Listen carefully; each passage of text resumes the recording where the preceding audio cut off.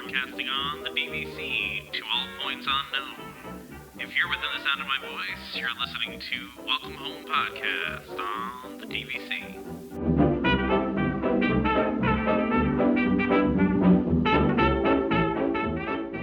Hello and welcome home. Thank you for joining us on episode 44 of Welcome Home, a Disney Parks and Vacation Club podcast. I'm Tom. I'm here with Damon and Trevor.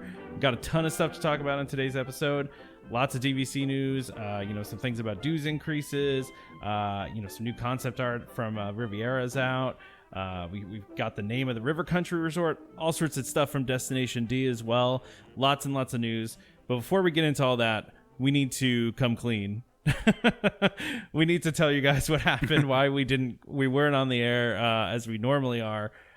We normally release episodes every other Monday.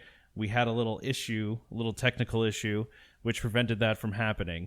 And so I'm going to explain really quickly here. We recorded a really long episode last time, and Damon had to leave early. Damon was in the first part of the episode and then had to leave early. And so the second half of it is just Trevor and I.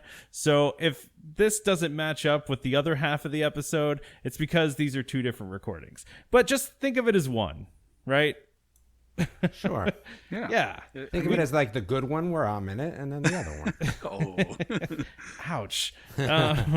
But we just wanted to be honest with everybody, because if it sounds a little weird, it sounds like it's a different show. It is a little bit, but honestly, it's the same content. We just had to re-record this first part due to some technical issues. So we appreciate that. We want to be honest with you guys. We don't want to just, pretend like nothing happened. I think the first one was better. I can never do it again. I live in the moment. So. Well, I mean, hopefully you just forgot all the stuff you said the first time, and then, you can just rehash. Yeah, but what if I think about something different? Like, what if I contradict myself, and then the recordings come out? Like, I don't here's want the that. thing: we have no record of the original ones. So you say. If I run for president one day and be like, look, he had these two recordings. This guy can't even decide what he wants to talk about for rate increases, and you want to elect him president. That's exactly right. Exactly. That's a likely scenario. Very, very likely. Very likely scenario. Highly likely. Well, so which should we want to talk about first here? We've got DVC news. Well, I think we go in order, because I think we started that way anyway, and then I just skipped out when you started talking about the boring stuff. Well, before we did that though, we talked about the fact that you have a trip scheduled. Oh, yes. Yeah, we did forget about that. Yeah, we did. Oh my goodness, I have to go over this again. No, actually, that was fun. So what we decided to do is normally we go away in June with our friends from Pennsylvania, and it's kind of been, what we do every year. Excluding that cruise that we went on, the Halloween cruise, which was phenomenal, by the way. So I got a call from them. Well, no, I never get a call from them. I reached out to them trying to ask them when they were booking for June, and they said, oh, you know what? Actually, we have a different plan. And, texted me back, and I ended up talking to them. They said, hey, we're thinking about going for Thanksgiving. Now, this was a few weeks ago.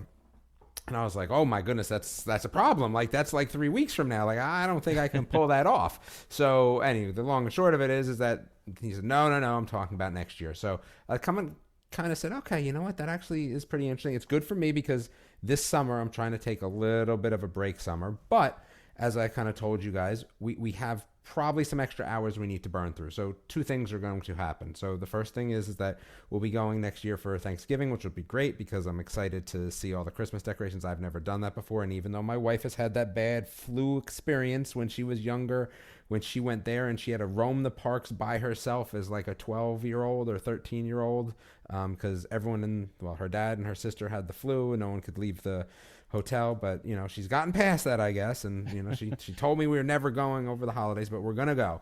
And I think it will be fun. But what this also means is that for us is that we may take a Disney trip this summer that will be hotel only. So we'll do a lot of pool stuff, maybe play a round of mini golf again, things like that, but we will not be going to the park. So it will be something interesting, but I am very excited about the Christmas decorations and Thanksgiving holiday. And actually, I think even from after we recorded the episode that will remain lost forever, I found out that I was going to go the day after Thanksgiving, and I'm actually going to try to pull off an actual Thanksgiving at the park.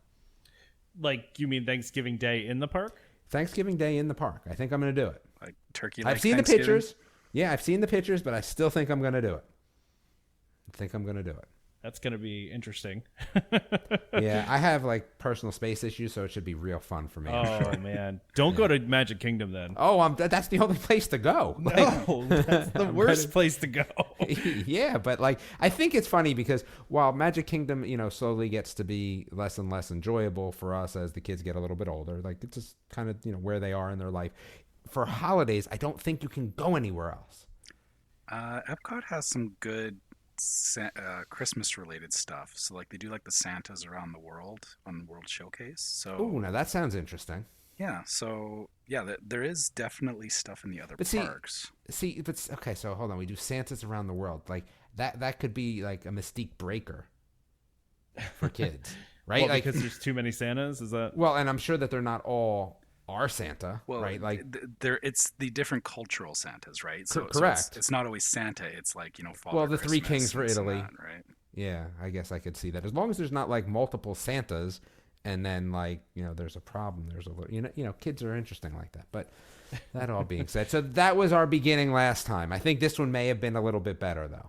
I don't know. I think it might have been a little shorter. Actually, I think you got a little more concise this time. I don't know how to take that, but okay. No, it's cool. Where were you? that. I think you were saying you were going to try to stay somewhere else, right? So what we're going to do is at the 11-month mark, I'm going to do Saratoga. And actually, like I said, I like Saratoga. I don't have a problem with it. I know people think it's slumming, but it's a big joke. There's actually a Saratoga Facebook page, and it's fun for all of us. But that all being said, I'm going to book Saratoga at 11, but try to get my way over to Animal Kingdom because that's where our friends stay. But if I can't, that will be fine too. I'm not, I think Saratoga will be nice. Plus, I think for the holidays, for Christmas, I think Saratoga will be fun. You know what I mean? To see the Christmas decorations in that hotel. So that's our plan. And you got to hope that a lot of the stuff is open by then too, right? I mean, a lot of the rides should be open by then. Maybe even Star Wars Land, possibly. Ooh, that's the big discussion. I think that might be something that could like wet blanket the whole trip, because if we come to find out that it's not going to be open, how far? Like I always forget, how far in advance can you cancel DVC? That's a good question. 31 days, I believe, without a penalty, yes. right? Okay, Yep. So I think we'll know by then. But I think that what may happen is if Star Wars is not open, our friends might cancel, and then we would probably cancel as well. But we'll see. Again, late fall is tough because, right, everyone thinks fall is like November, but fall goes into December pretty late. That's very true. I just feel like if you're there at the end of November, I mean, I feel like they're going to open it before the end of the year, right? Yeah, I mean, I would think that there might be soft openings. Again, for Toy Story Land, I did not do I didn't really ask a lot of people, to get involved in some of the, things that they had available for press. I think that for Star Wars, I probably have a little bit more of an opportunity to do things. Because I don't remember if I've told everyone on the show, but, we got to go into the Star Tours early. Like I said, we had the opportunity to interview George Lucas, which I actually declined because it was a tough decline. I get it, and I'm sure people are going to be like, "You're an idiot." But I was on vacation with my family, you know what I mean? And my kids were a little bit younger, and it would have eaten up a lot of my time, so I declined that. But we did get to ride the ride a few weeks early while George Lucas was there, which was kind of cool. So that was fun. So I think I would probably, go that venue, go that avenue again, and try to ask to be able to get in some of these things early if that was possible. But we'll see.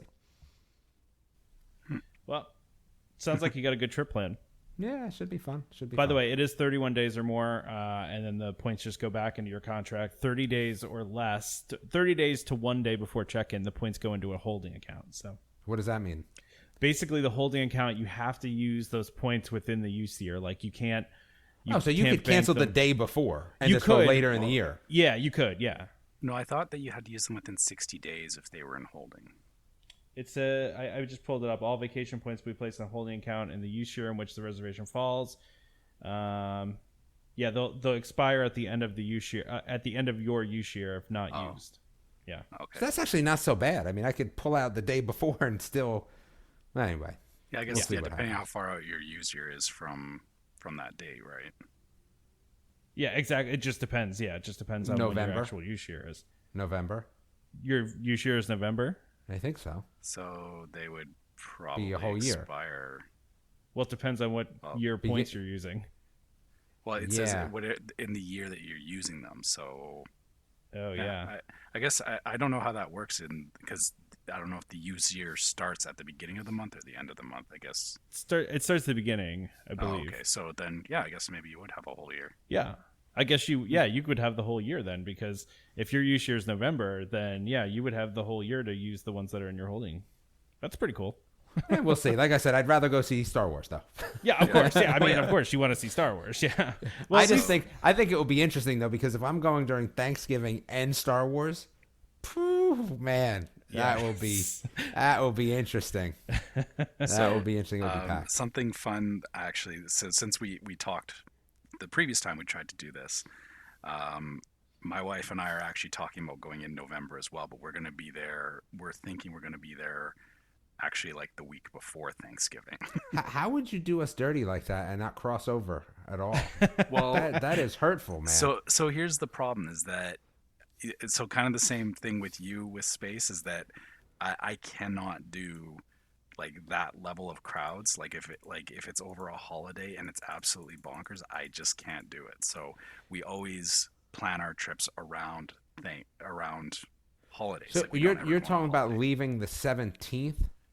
I'm looking at November 19th, because the problem that I have is that with my kids in high school, I can't take them out that many days.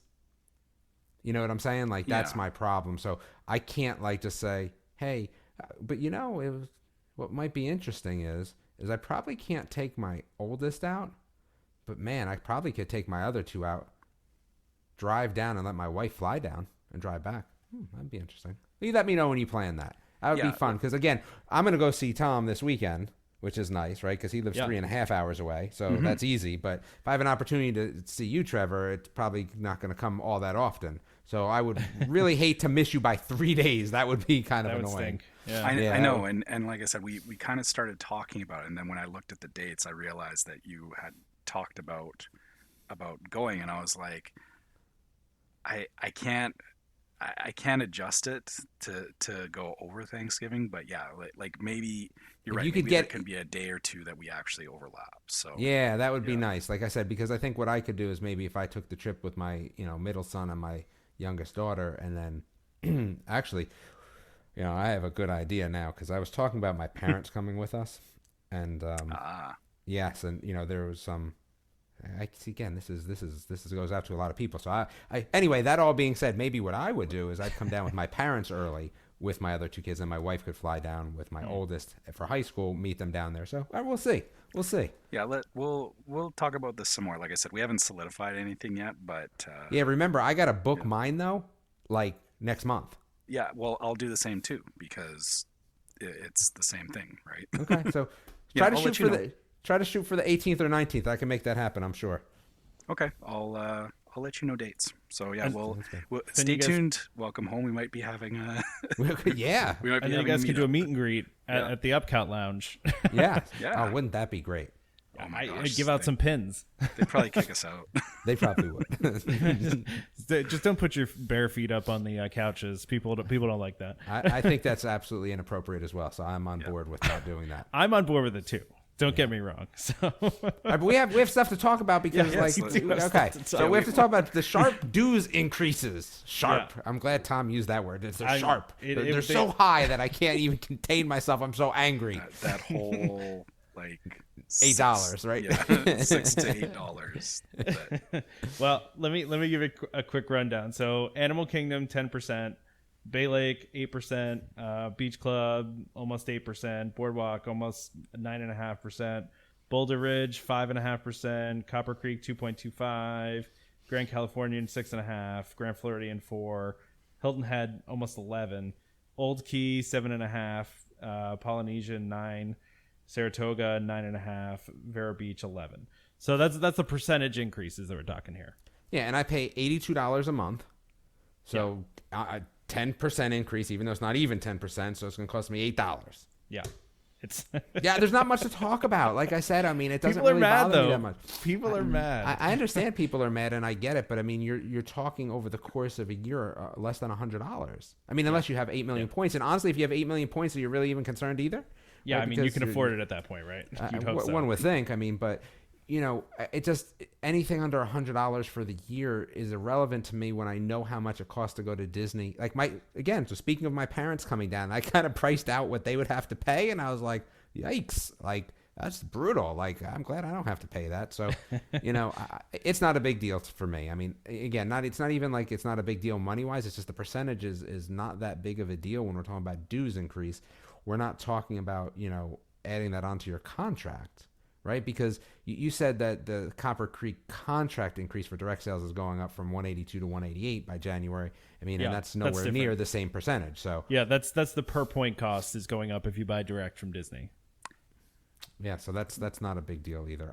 I'm okay with this. Yeah, and I mean, I guess my thought on it is, so like one of the points here is, this is a lot of the dues go towards employee wages, stuff like that. So if this is just going to make sure that we all have a good time when we're down there, so that the people that are facilitating us enjoying ourselves, if this money is going towards that, fine. And also, yeah, the amount that my dues are going up, it's still less than getting a night at a value resort. So yeah, exactly, that's like exactly like, and over the whole year. And I think I remember thinking about this as well. So the 182 to 188, I suspect that part of the reasoning behind them raising the Copper Creek is that with Riviera coming, we think Riviera is going to be closer to 200, right? A little under 200 is my thought, but sure. Yeah, so I think that the reason for this increase is that they're trying to normalize those prices a little bit so that it's not a very steep, like, here's Copper Creek, here's Riviera, and then everybody is, going to Copper Creek and they're not selling any of the Riviera, right? Yeah. It's kind of a sales tactic, I think.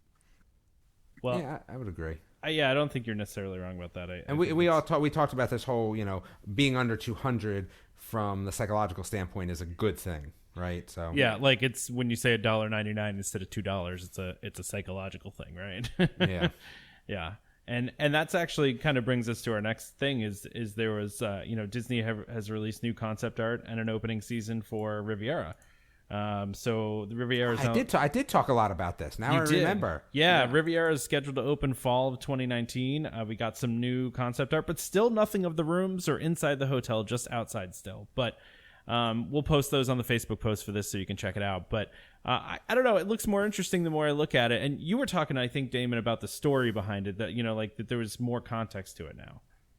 Yeah, I mean, that's kind of what I feel like. I like that whole Riviera type feel. I mean, I think it's got that feel and makes it feel like something, that's, I don't want to say resort-like because that's very, cliche, but I don't know. It makes it feel a little bit more Riviera-ish. I mean, right? Like, I think they picked it well. I mean, just looking at that pool, again, I'm always a big proponent of understanding what the pool looks like. I mean, the rooms themselves, I mean, I understand people want to know what the rooms look like, but what do I really care about the room so much? I'm sleeping in there, watching some TV, right? Like, I'm not hanging out. So what I think I would say is that I think the pool looks really nice there, especially where it is in regards to the hotel and to the lagoon there. So I like it. But I think I started then to talk about I think I started to make the comparison between what we've seen for Reflections, right? Yeah, that's true. So we also, so the River Country Resort that we've been talking about for a while, the one that I got a survey for, that I think my survey was Discovery something, Discovery Resort, something like that. It's got an official name and it's Reflections at Disney Lakeside Lodge, which to me almost sounds like a rehab of some sort. But no, yes, because I remember I was talking about a story about like lakes, how I don't like. That's the thing. Like I love the whole lakefront living and all that, and like going on vacation. We used to go to this place. I think it was called Wilson Lake, maybe in New Hampshire. I just don't like lakes anymore, right? Like they're kind of slimy and nasty, right? But I like that whole lakefront living, if it was like clean and chlorinated. So I think that for me, this DVC resort is going to be great. Listen, it's no, haunted river country, which is what it should have been. But at the end of the day, it's still something that I think I can get behind in regards to, this whole let's call it a sterile lake environment, which for me is awesome, right? And then we started talking about the room numbers, right? I mean, right, they're talking about a whole lot of rooms there too. Yeah, 900 rooms at that one, and Riviera's got about 300 units. So yeah, I think 900 rooms is going to be nice. I think it's because what did we say? Saratoga was how many? I feel like we deja vu. We did this already. We asked the same questions. Saratoga was about 800. So it was like 800. This is even bigger. So the only downside to this will be is where the buses are. Right? I mean, that's the downside to Saratoga. It's the downside to Caribbean, which is, you know how I feel about Caribbean. And that was the thing that I pointed out is that, so if you look at Riviera, it's like Bay Lake Tower, right? It's a large structure, so there's a lot of rooms in a very small space. Yeah. The pictures of reflections, those buildings are only like 4 or 5 stories tall. So yeah, we're kind of expecting that, this is probably going to be a fairly wide resort. So yeah, internal a lot of bus stops, man. Yeah, if you're that last bus stop. And I think the problem that happens here too is when you have something like that, the people that are in the know, like they want the good rooms, right? So it's not even like there's really like this, oh well, maybe I'll get a good room, maybe I'll get a bad room. If you're not in the know, you could be far away, you know what I mean? And that's where it becomes a problem. And I think even people with disabilities and thinking about how far they have to go to get to the buses becomes a bigger issue when you're talking about these more spread out resorts. And what I find interesting is that's my big knock on Caribbean, right? Like again, I feel like not having elevators between the floors and being so spread out with that many buses is the knock on Caribbean, right? So obviously I can't say obviously, but I would assume that they're going to have elevators, right? But the other part of it, the spread out part, that's a downside. So I'm hoping that they've come up with a better solution for that. But now is there any gondola system? Like not here, right? That's at Riviera. No, that's at Riviera. Yeah. So I don't know what they're going to do here to accommodate that, because that can be a problem. And at the Polynesian, it's not so bad because even though they're not as many, right? And I think that's what the thing is. There's not as many rooms. So even though they're spread out a little bit more, it's not so bad, right? You walk to the bus, but you also have the monorail. So there's some other options. Yeah, well, you'll have a boat. And Poly's kind of unique in that, on one side of it you have the monorail, you have the bus stops, but then you're also right next to the transportation and ticket center. So you're really, no matter where you stay, you're not disconnected, right? You're not shoved off in a back corner. So that's the only thing I worry about this is that. Yeah, I mean, you'll definitely have the boat to Magic Kingdom though. That'll. I mean, I don't know if it'll be shared. I just talked about how I feel about Magic Kingdom though. Yeah, no, that's true. Yeah, so you're going to be taking a bus everywhere anyway. Yeah. I mean, unless you end up buying at the Riviera and then end up staying there. That would be nice. Which is going to be a prime location. I mean, you're going to be. I like that location. Yeah, it's a great location. Wait, so I think then what happened was I skipped. I did a quick update to what I thought about this stuff. And then where did we go from here? Wait. No. We skipped ahead to talk about the cameras. The cameras. Yes. Oh, yeah. So we skipped ahead to talk about the cameras. Then I went back and talked about all the other stuff that was boring me and you guys talked about in the last part of the episode, which everyone can just stop listening to after I get off. But Damon does like a speed round where he just like gives like his 5-second opinion on everything that Trevor and I are about to talk about after he Perfect. All right. So I had a big discussion point about this. Yes, I had a big discussion point about this because originally I was of the mindset that it was not a big deal, right? And I kind of went into this. Can we tell everybody what it is? I mean, since we're like 3 weeks late, I'm assuming everyone already knows, but sure, you go ahead. Well, not everybody that listens follows all the Disney news that we do. So and that would be an interesting poll because my guess would be 95% of them do. I bet a lot of people know this. But so Disney's testing 9 different character meet and greet locations that will get automatic cameras. And the idea behind the automatic cameras, and by the way, Disney has over 100 character meet and greets. So basically they're taking out the live PhotoPass. Look at Tom bringing better information to the table this time around. I like that. Yeah, over 100. So it's only 9 out of like well over 100. So they're I don't want to say this is just a test though. It's a test. So there could be all 100 at some point. Exactly. It could be. It very well could be. And I mean, who knows if they do it, but what they say the idea behind this is that it will capture the moments from the experience from start to finish. So it'll almost be like a basically like taking a video from the second that you start till the end, or like a burst. Look at Tom stealing my stuff that I talked about last time. See, this is the problem here. You're not supposed to remember that you talked about it. That's what. But no, it's like almost like a burst where it's taking a bunch of photos from beginning to end, and then you'll get more candid photos and get more, like more options of your interactions with the ideas. Right, and that's what the idea is. Yeah. But that's an assumption, right? We don't know that for certain. No, that's how Disney's selling it, though. That's how as they're burst. selling. But burst is again. So we talk about this, right? Is a burst 10 pictures? Is a burst 300 pictures? 100. Yeah, I mean, I don't know. Right? So a burst is a very ambiguous term. But that being said, so I delved right into this one. This is all I wanted to talk about, which is really why I got on, because I had to leave early, and I probably wouldn't have gone on if they weren't talking about this. That being said, Damon's really dedicated to the show, guys. Damon is moving in January. He has to vacate his house. He has a lot of packing to do. And it's football season, which is why we're doing this early today. But once football season's over, this brings up a good point, though. So when I actually move, I'm going to be at my parents' house for a couple months. So I'll see how that all works out. There's probably going to be a lot of background noise. Maybe we'll have the kids on the show. There you go. Maybe I get one of my kids to come on the show. There you go. My daughter could come on and talk about some stuff. There you go. She's, All right. she's 8, I like so it. that will be fun. All right, so her and my son can go back and forth. We can see how that works out. there we go. All right, so this is my whole thought about this. When I first thought about this, I was kind of like very blasé. I said, listen, you know what? It is what it is. It's going to help these lines move faster. What do I really care? But then I thought about it. My wife brought up a very good point. Everyone can have the same sort of picture. Listen, if you have, Pluto, everyone standing in front of the, backdrop, boom, done. That's the picture everyone has. Those pictures are, they're fun, but they're kind of boring, right? You don't really see them around people's houses or things like that. But then I thought about the pictures that I have for the photographers, especially the good ones, because listen, there's some people that are better at that job than others. Not to say that there's any bad ones, but there's ones that are better. It just is what it is. That capture that initial reaction as they see the character from an angle that is just perfect, right? I think those are things we're going to miss out on a little bit. And because we're talking about static cameras, we talked about this before, is that, even if there's 2 or 3 cameras, that would be better. But we know there's not. There's going to probably just be 1 camera, but 2 or 3 cameras might be a little better. Now you're stealing my stuff. So. Oh, that's true.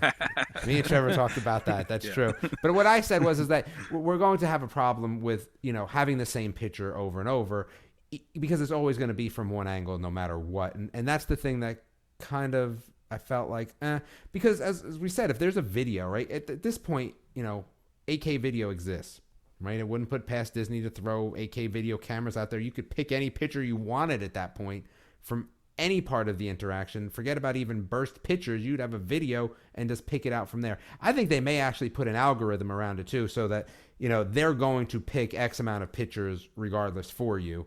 I'm sure they will. Yeah, because I think that would make sense, because otherwise you're just storing too much data and too many pictures, and they don't want to get into that business. So I think that's where you're going to miss out on it a little bit, is those sort of interactions. But on the flip side of that, there's been a few interactions where the photographer was busy scanning someone else's pass, the person before you, or getting ready for this, or couldn't get their camera up in time, and you missed out on a few things. So there's kind of this, scale that we have, is that, maybe there'll be some more stuff that you might have missed, but, from where will that angle be from?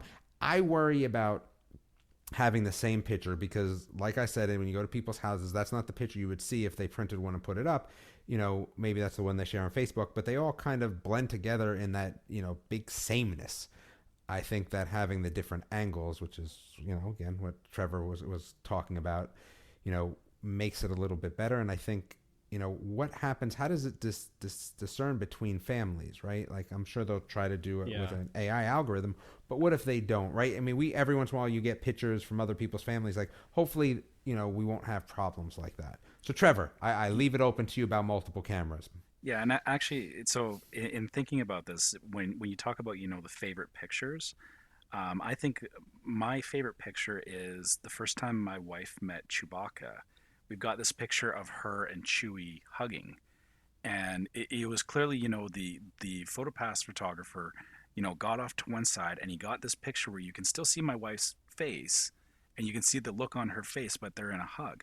If they've got these static cameras, how is that going to work, right? Like, how do they make sure? You're just not going to get those pictures. Yeah, but so yeah, that's kind of the thing, right? Is I mean, definitely the different angles help, and like I was thinking, like possibly 5 different angles, to kind of almost make a half circle around the space, because then you can get those side, like, think of the data we're talking now, though. I know, but we do pipe dreams here, so That's right. Yeah, So- and you know what would be interesting about that? So here's the question: would you take 5 angles, AI picks the pictures, or would you take one angle, whatever picture you wanted?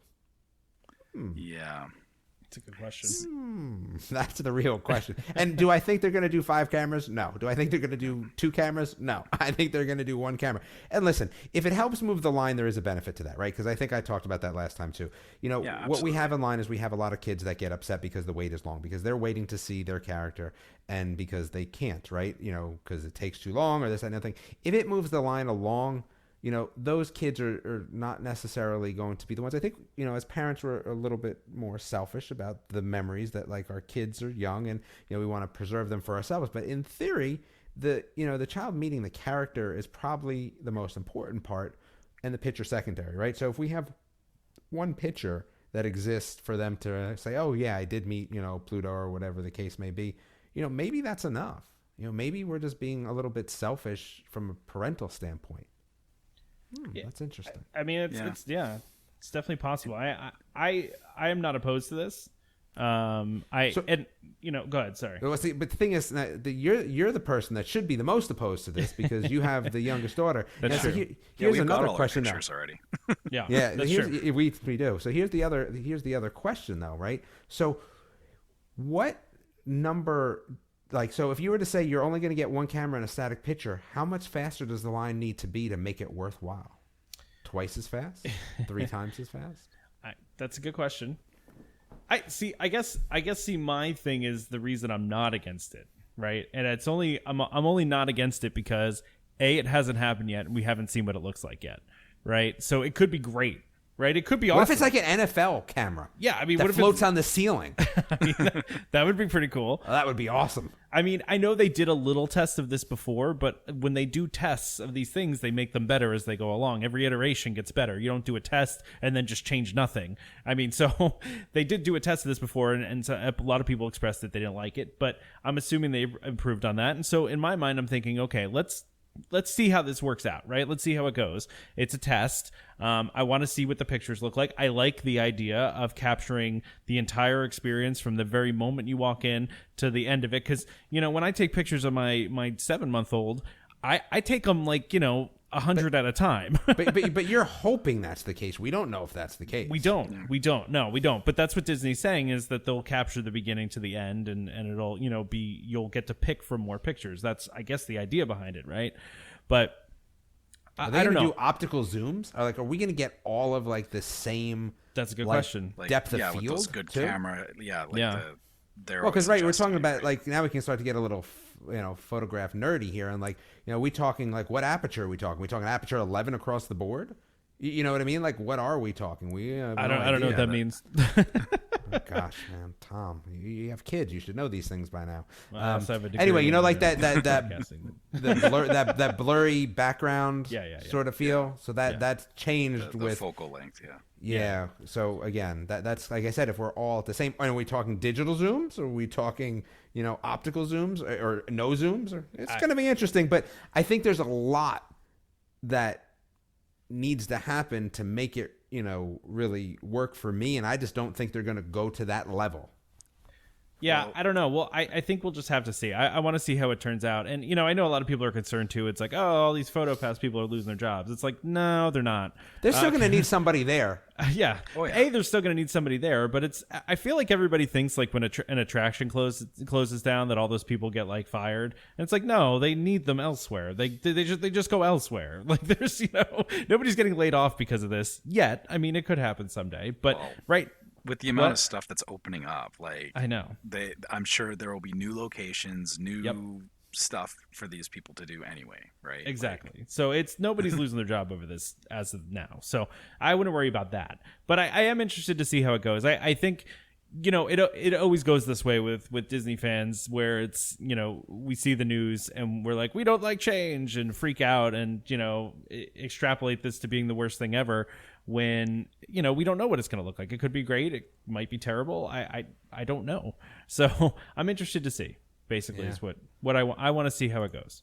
And I think that was, go ahead. I'm sorry, Trevor. I was going to say, I just have one last thought on this too, is, you know, kind of like how, I think about how the ride photos work, right? You know, the ride photos are static cameras in the same place. About this. Yeah. So, but then what did I say to you though? I don't remember what the response was, but my point was, you know how people can take a ride photo, and you know, you see those ones on Facebook where people are doing funny things, you know, that you wouldn't normally see on a ride photo. I don't see why, you know, as people are doing photos with characters, like if the characters know where the camera is, and like I feel like they could almost play to that as well. Like I feel there could be some unique pictures that come out of that because they know what to expect and it is predictable. So what my rebuttal to that is that how many times you actually see someone actually print out and frame a ride photo is not as often, right? I'm sure there are people, right, and not as often as you have that picture of, you know, your daughter meeting Tiana for the first time and pulling on her dress, right? Because it is a static thing. And even if you play up to the camera, right, still same focal length, still same this, still same that, right? Like that's the problem that I have with it. I get what you're saying, but like that's why people don't always buy ride photos, but they would buy PhotoPass. Yeah, I agree. Yeah, that's just me though. And like we said, go ahead. Sorry, Trevor. It's a lot. You're right. That's totally fair. But I guess I need to see more before I pass judgment on this. I agree with that. And I mean, if it's really bad, I'm going to say it's really bad. Well, I mean, this is not one of those things where I'm just like, oh, rose-colored glasses, everything's great that Disney does. I also know, though, that Disney doesn't do things that make people mad for a long time, right? So if this is something that people hate, they're going to get rid of it. They're not going to keep it because they want to sell PhotoPasses. I think the other thing is, too, is for all the people that may not like it, right? I mean, your option is to take your pictures, right? Like, there is nobody stopping you from taking those pictures if you want them of your kids. Now, yes, you won't be in them if you're the one taking them. I get that. But, you know, if we're looking just for those specific, you know, child pictures that maybe you could take them and then jump into the frame, like, it's all possible. There'll still be a handler there to take it. Well, you know, we're assuming, right? Again, Tom, you make a lot of assumptions without saying you're assuming. Fair point. I'm reporting that officially. Don't get us in trouble now. Don't get us in trouble. All right, I think this is where I went speed round, right? Because I don't think we talked. What else did we talk about? Star Wars stuff. Yeah. Oh my goodness! Like, if I miss this Cowboys game, I'm going to be very upset. All right, so let's talk about the Star Wars stuff.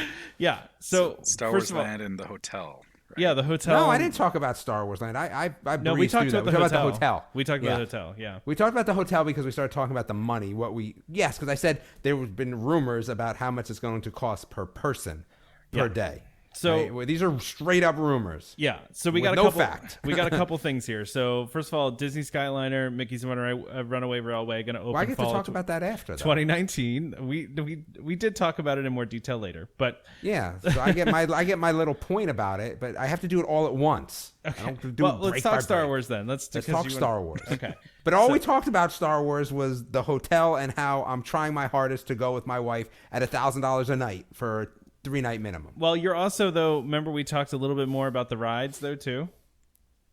How you got a little more excited about yeah, but I thought that was in my speed round though. Maybe, I don't know. Go back to the tape, but no, you were really excited about Rise of the Resistance. Yeah, because of the fact that so Smuggler's Run is. I don't even know what Rise of the Resistance is. That's the dark ride. Yeah, so Smuggler's Run is the Millennium I definitely didn't talk about this because I don't even know what it is. Well, because we talked about the fact that they actually highlighted the fact that there was stages and not screens. That was your discussion. So you guys already talked about that. I never talked about that. That might have been me. Oh, was it? Yeah. All right, so let's talk about the hotel because that's all I care about. Let's talk about the hotel. Okay. All right, so the hotel, we said that there may be a rumor out there that it could be cost $1,000 per person per night. 2 to 3 day minimum, right? Is that kind of what the rumor is floating around? Which may have changed by the time we talked about it. Well, no, I think the rumors that are floating around are about a week because there's some permits that came out and then some more concept art. So and about the number of rooms. Yeah, so the number of rooms is possible to be as little as 68 total. Yeah. 68 total rooms for the whole thing. Yeah, but I don't care about that, right? I cared about more about how am I going to get there and stay there and how much money is it going to cost me. Well, if right? there's 68 total rooms, it's going to cost you a lot of money. Yeah, and I think that's where that $1,000 a night number, which again, pure conjecture at this point. Yeah. I think if they keep the price high enough, you'll be able to get in. I mean, you know what I mean? Like, I think that's going to be one of those things. If we're legitimately talking $1,000 a night per person, let's call it a 3-night minimum. 2 people, $6,000. Yeah. Right. It's on par with a cruise, though. I mean, if you stayed at like the higher end veranda ones on a great floor, I mean, you're talking about the same. And my wife thinks I'm crazy, but like, would I do that over a cruise? Like, my family loves cruises, But man, I would. I mean, I would like to do it. I mean, it's all inclusive, right? So I mean, you're talking your accommodations. So is a cruise. Yeah, no, that's what I'm saying though. It's like a cruise in that way, where you've got your lodging, and then all the food's going to be included. Your park tickets will be included. It's going to be on one price for the whole thing. Yeah. So I mean, I think that it's going to be tough. I think people are going to complain if the price is that high. But if there's only that many rooms, it has to be. Yeah, I mean, it has to be really regular sort of the demand has to be weighed by a price. Like you can't have everyone go. There's no way they're going to do that, right? You just can't. So they're going to hit whatever the market price is to keep it full all the time. And I think that $1,000 number is probably pretty close to what we're going to see, even though that sounds crazy. And I heard that they may do one for Harry Potter now too. If this concept goes well, Harry Potter may do one as well. Yeah. And I'll tell you something. I hate to say this, and I'm sure the Star Wars fans are going to be really mad at me, but if I had my choice, I'd rather do Harry Potter over Star Wars. But I still want to do Star Wars. I still want to do Star Wars because there better be a cantina and it better be awesome for that sort of price. I think it's going to be interesting when the pricing comes out. I am going to try my hardest to do it as long as the price is somewhere within the realm of reason. But I kind of talked about before is, this might be one of those things I would do with my wife. I mean, I don't think she'd like to do it, but like I have to go with somebody, right? Like, because who the hell's going with me? But I would do show trip. Yeah, there you go. Yeah. Oh yeah. I'm I would, for that. I don't think I would bring the kids to something like this. Use all those sponsorship dollars we got. Yeah, I think it would be tough to really. Well, I mean, you're talking $15,000 for me for 3 days, if that's the number. Again, all conjecture. That's crazy. That's pricey. Yeah. That's Yeah, pricey. sorry. I'm sorry. I keep forgetting that because I've only got one. I'm like, yeah, I would do that with my son. But yeah, if I had 3, you're right. It would be a different story. Yeah, Well, I mean, the only other thing I could do is I could wait till my boys are in college and then just take my daughter. But I think that would be like kind of backwards. But both of my older boys hate sci-fi and fantasy everything. Like even Star Wars though, or do they? Or is that like their one exception? They don't hate it, but they don't care about it. Gotcha. Like it doesn't matter to them. You know what I mean? Like it Yeah. matters to me. Like again, Harry Potter matters to me too. Like they don't think about it like that. They'll go watch the movie and go, okay, cool. Well, what's next? See, if my it was a kid's on the Gravity other Falls side. hotel, we'd all be in. Oh my gosh, yeah. Could you imagine that? I'd Ooh-wee. be at the door in front of you, like. Yeah, I think that if it was $2,000 a night for 2 days in Gravity Falls Hotel, I would cough up the $10,000 to go. I really would. Yeah. Wow. Yeah, I love Gravity Falls. It's so good. All right, hold on. I get my speed round now. Well, hold on before we say that. So I just thought there were some interesting things in the concept art for that. All right. Okay, Well, go ahead. Do your speed now round. Do your speed round. Finally. Gosh, these guys want to just keep talking to you. Everyone, you're going to have to probably listen to the same conversations twice in the same episode. Like, I apologize for them for you. That's why we apologize up front for the that train is wreck true. that is this episode. So enjoy this train wreck, okay? Enjoy Just the train enjoy wreck. it. Usually we're a little polished. This one's a train wreck. So I would agree. I think that normally we are pretty polished. And that is 99.9% due to Tom. So let's at least thank you. You can insert a clap for yourself because it is definitely you're doing that. It's so well done. Thank you. All right. So that being said, all right. So I get to talk about the other things. So the Mickey and Minnie's Runaway Railway, which is opening in fall of 2019. Again, I think I said that I was not as excited for that as I originally thought. I mean, it will be good to have Mickey back in the park, but I don't know what kind of ride it's going to be.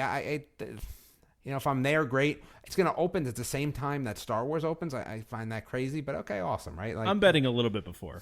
But yeah, I would say too. I think actually what they're going to do is they're going to open that when everyone's really mad that Star Wars isn't opening until December 20th. yeah, that'll open like beginning of November, and then Star Wars will open like December 29th. Well, I think December 29th is officially winter, isn't it? Yeah. Oh, maybe it is. So that okay, Yeah. 28th. There you go. 21st, Late actually. fall. is Yeah, winter. That's why I said the 20th, and Tom wanted to go out on a limb and then not understand that I knew when winter started, but okay. Whatever. All right, so Skyliners won't have air conditioning. I don't care about this. It's hot in Florida. Deal with it. Like, that's life. Like, it's going to be hot when you get out. So what does it matter if it... And I don't think they're going to be hot. I think they're... What is it? Passive ventilation.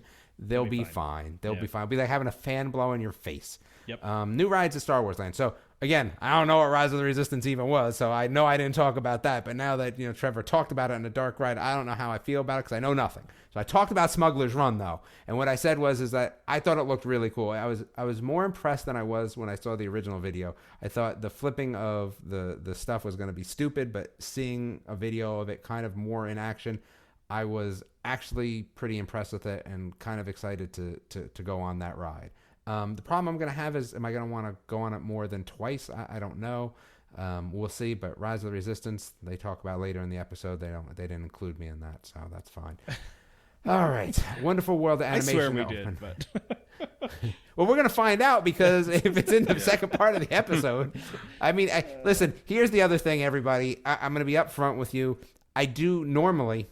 I try to multitask through what I would consider, air quote here, boring parts. So it's very possible that I was like listening to a music video, writing an article for the website while Trevor talked about Rise of Resistance. I don't think so, but I won't put it past myself because it is possible. Sometimes they wake me up. It happens. All right, so Wonderful World of Animation. I would have snoozed through this. I probably would have been downstairs watching TV because I really don't care about that. if it's a nighttime show or if it's Disneyland, Damon does not care. Illuminations replaced. Don't really care about that either, right? Like, the only thing that sounded interesting is when whenever you put the LED letters into something, like, I kind of get a little interested, but not really. So I'm not too worried about that. Let's see. The new experience, the name of the Ratatouille ride. I don't know how I feel. Again, Oh Canada. Sorry, Trevor. Like, it's a film. Like, I'll watch it. I mean, I'm going to watch it. We have a really lively conversation about who should replace Martin Short in that. Okay, there's a tease. That's a preview. There's a tease. Yeah, I don't care enough to be involved in that tease. The Beauty and the Beast film. Okay. Yeah, I mean, that's interesting. So, the Ratatouille ride. I don't know how I feel about it because, again, I don't like getting something that someone else got. But then again, we could talk about Pirates of the Caribbean and how that's so different in the two locations. So I don't know exactly what we're going to get here, but I'm kind of warming up to it because I'm warming up to that movie a little bit more too. So, love that movie. Yeah, like at first I was like, and then I watched it on the cruise and I was like, and now I'm kind of like, So, like, I went through those three stages. So this ride is a little more interesting than maybe I thought. Let's see, what else did you? Oh, God, yeah, I was mad about Guardians of the Galaxy because I saw the videos. Like, I'm not that intrigued by this ride anymore. When you're telling me that maybe like I might be standing up and flying over stuff, in previous rumors, I was a lot more excited by this. And it, listen, it's Ellen. It had to wow me, and it just hasn't wowed me really yet. Like, it's going to point me in directions of Elements. Yeah, okay, so does Spider-Man at Universal. Right? That ride's older than dust. So, we'll see what they do. But I was, it doesn't seem as much of a thrill ride as I originally thought. Like I said, we'll see what happens because I think that's what people said about the Toy Story Slinky Train, which again to me still isn't a thrill ride, but I haven't been on it, so I can't speak, specifically about it. The retractable lightsaber, I think you guys chimed in on this. I think whatever you said, maybe for shows, I don't really care. We talk about it in more detail later in the show. Yeah, I mean, what? Like, I mean, I'm not that excited by that either. I mean, because people are going to poke their eyes out if you give it to normal people in the parks. And, I don't know if that was brought up, right? But it was. Oh, okay. So then I feel better. Yeah, there was a lot of talk a lot of chatter. You guys will hear it, don't worry. Yeah, unfortunately, I missed, maybe some things maybe I wouldn't have slept through. But I would have slept through about half of them, so it's okay. All right. Well, anything else you want to mention before we? I don't want to say go because we're gonna do. Until we're right back after these commercial messages. That's right. We're gonna have our commercial message and then be right back without Damon. So thanks everybody for understanding. Yeah, and if you want to tune out now, it's okay. It's all right. No, the good part. Wait for the good part right after the DVC ad. Thanks, Bye, Damon. Damon. Appreciate it. Well, I think this is actually a perfect time to do our sponsor here, do our ad for our friends at DVC Resale Market. Mm-hmm. And then we can pick up with all the Destination D news and all the things that Damon just previewed for us. So, Okay. So as you guys know, we are good friends with DVC Resale Market. They are our sponsor. They are our friends. DVC Resale Market is the leader in the DVC resale industry with 11 former Disney Vacation Club guides and 2 former Disney Vacation Club quality assurance managers. If you are thinking of buying DVC, like I just put in an offer, browse the largest selection of DVC resale listings anywhere, with DVC experts on hand 7 days a week to answer your questions. If you're thinking of selling your DVC, on the other side, turn to the friendly professionals at DVC Resale Market, where over 98% of listings sell within 30 days and over 2,400 contracts were sold in 2017 alone. So if you want more information, go to dvcresalemarket.com or call 1-844 DVC Pros, which is 1-844-382-7767. Let them know that Welcome Home sent you. Let them know that you heard about them from this show. That Tom talked all about his experience with buying a DVC resale contract. Assuming my right of first refusal goes through. Which if it doesn't, it's not DVC Resale Market's fault. Okay. Just throwing that out there. So, but let them know that we sent you. They like to hear from our listeners.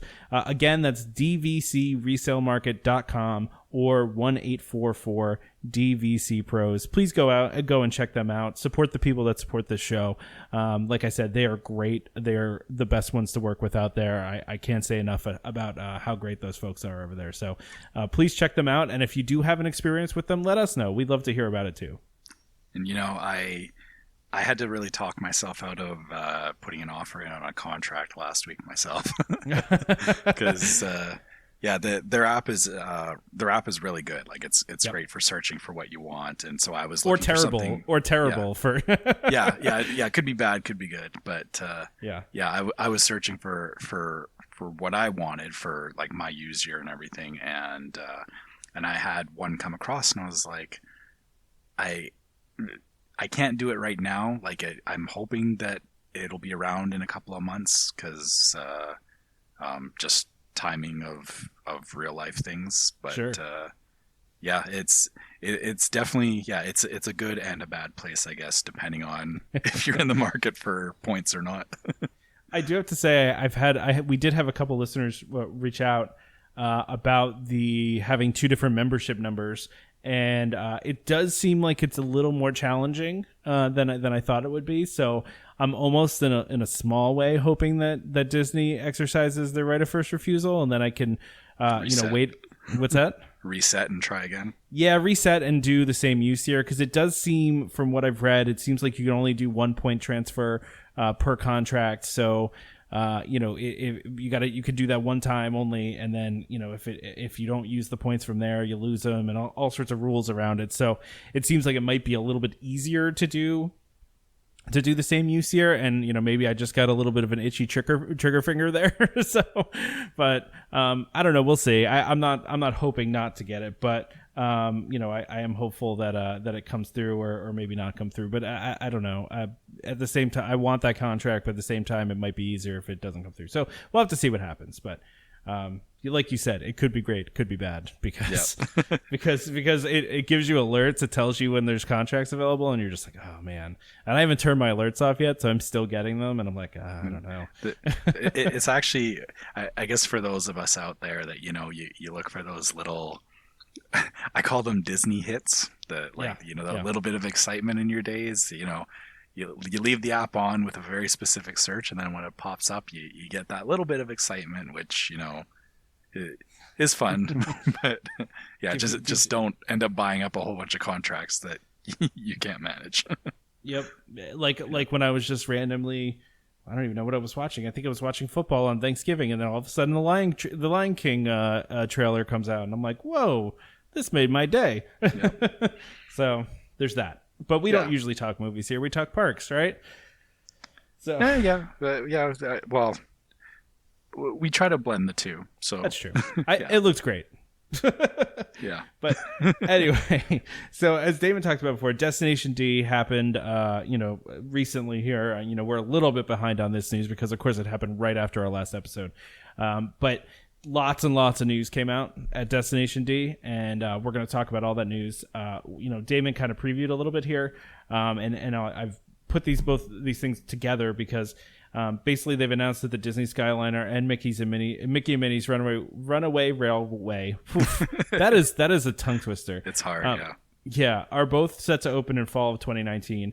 There has been an insane amount of speculation about whether the gondolas are going to have air conditioning or not. It has been confirmed that they will not. Now, I am adamant about this because this is one of those things that has been driving me crazy because, first of all, no one cared about the lack of air conditioning on the old gondolas. No one cared.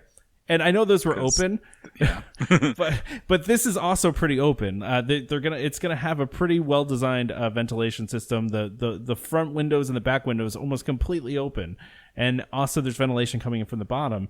It's one of those things where I think a lot of people aren't giving it a chance before it's even started.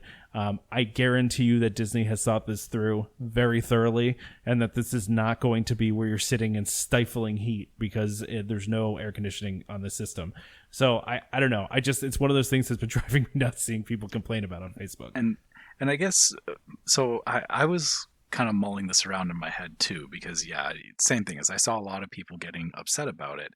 And I guess, so my thing is, do you not go outside at all when you're exactly, in Florida? Right? Because walking from, so I think back to, even in May when I was there, and, I come from a very cold climate, so I'm not used to Florida's heat at all. Like it's a lot.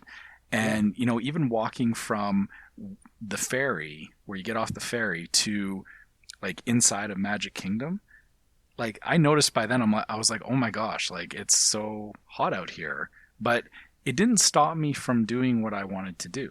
Exactly. I still, you learn to deal with it. You make your way around.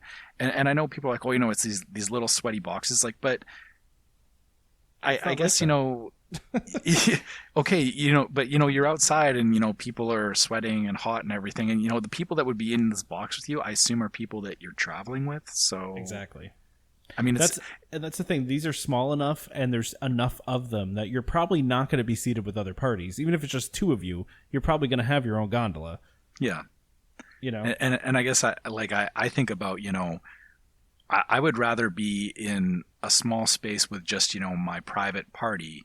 Yeah. Versus being on the buses some days, or even the monorail. I mean, honestly, the monorail is very, it can be. It smells like a barn yard. Let's be honest. I was trying to figure out a nice way to say it's very aromatic in the middle of the day. It smells like tourist stink. Yes, and again, that's because people sweat. It happens. It's we're humans. Get used to it. It's 95 degrees and humid in the summertime. Really most of the time in Florida. It's funny because I see complaining about this as complaining that there's no air conditioning on the people mover. It's okay, you're still in the shade.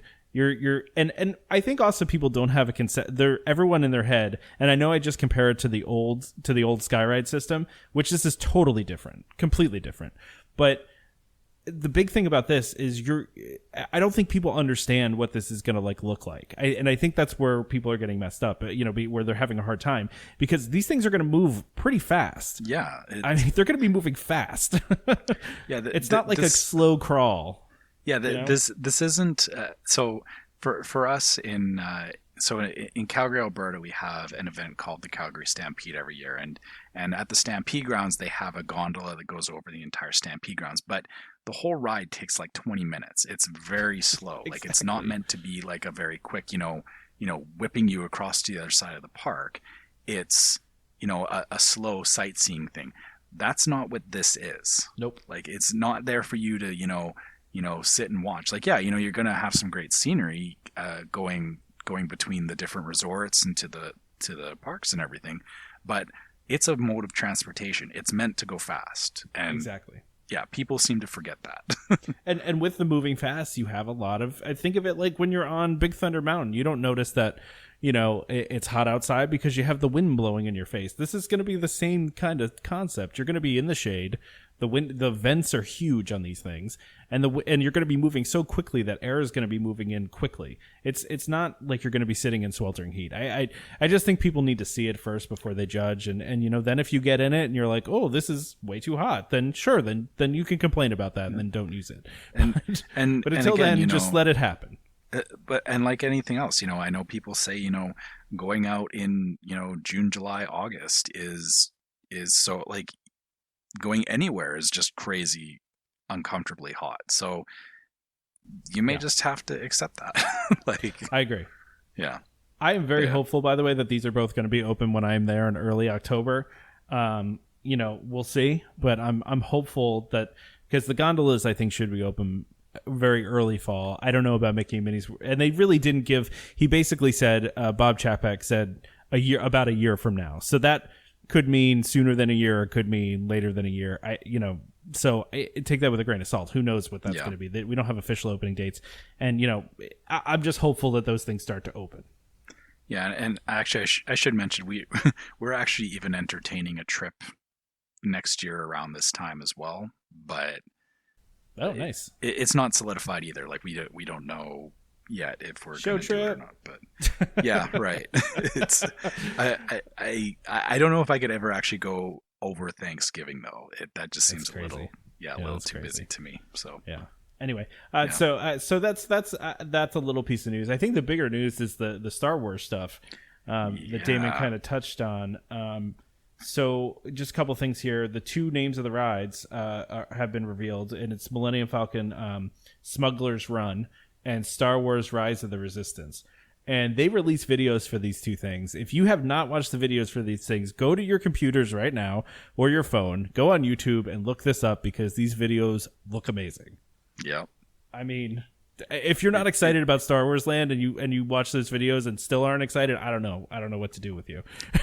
I mean, this is because I've gone to the Void and I've done the experience there. I have a very high expectation, and these are meeting that expectation. Oh yeah.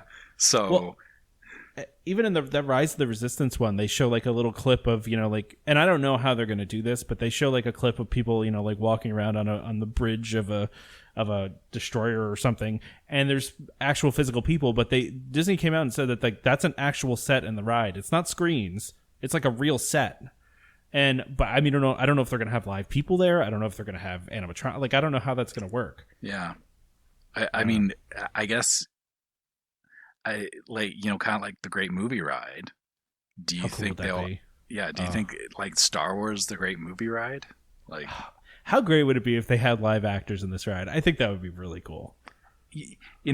And I think this would actually. I'm really hoping that they do. I'm really hoping that this video is hinting at that, because we always go on about how technology and things being on screens and all the digital effects kind of take over the experience, and this would just really solidify my my belief that Disney is doing it right. Yep. Because if there are actual live actors in these things, then I mean that tells me that it's still Disney doing Disney, right? Agreed. Yeah, totally. Yeah. I mean, I'd even take the bad actors that they had in the Great Movie Ride, because like 90% of the tour guides for Great Movie Ride were not the best actors in the world, but they were still kind of fun, Yeah, and honestly, it was more like you would get like the starting tour guide and then the trade-off with either the gangster or the cowboy, right? Yep. And that was really what you were interested in, right? It was like, and you were lucky enough to get the cowboy, because the cowboy was only on during certain times. Was it? Yeah, it was like a thing where there was certain day, like not certain days, but it was like when they had it a certain like how can I say it? I want to say ride configuration, or like how busy it was. Oh, okay. I always thought it was just random. Huh. Yeah, no, it was something with that. I maybe a listener can tell us, but there was something with however busy the ride was and how many of the ride vehicles they had in there. Sometimes they had to do the cowboy just for like the spacing. You know, because the cowboy comes in at a different scene than the gangster does. Well, no, I guess it comes in the same scene, but I guess it was like a different. No, it doesn't. The cowboy comes in the other scene. Yeah. So I guess it's how they stop the cars, right? So yeah, exactly. So there was something with that, but I don't remember. So somebody tell us if you know. Let us know. But anyway, that's a huge aside. So to bring that back to what we're talking about is, you know, if I'm very hopeful that Rise of the Resistance is that ride. I mean, we may be setting ourselves up here for, you know, disappointment, but yeah, I don't know. I don't think we are. I don't know why they would have made this video and specifically pointed out that was a set piece. Yeah. If they weren't planning something. It seems like the majority of this, I feel like Disney's almost taken there's too many screens criticism to heart and has tried their best to make less screens. I based on what I'm seeing here, they're trying really to go very, very real and very, very realistic, and you know, and it seems like that's what they're doing with this ride. I'm not gonna lie, I'm kind of more excited for the Rise of the Resistance ride than I am for the Smuggler's Run, and I'm excited for both. But Rise of the Resistance feels like the evolution of the dark ride, and it's the trackless technology, and they're saying there's going to be hundreds of animatronic Star Troopers in there. I mean, Stormtroopers. I just said Star Troopers. Stormtroopers. Please don't write me. I corrected myself. All right. But I mean, I don't know. It just seems so cool. I'm excited for that dark ride. They've been saying too that it's 2 levels where your car's going to get into an elevator at some point. So you're going to go into a whole different level I mean, they didn't announce that, but that's been a rumored thing for a while. So I don't know. I'm just really psyched about that ride. I think it's going to be so cool. Well, I don't know. Yeah. I mean,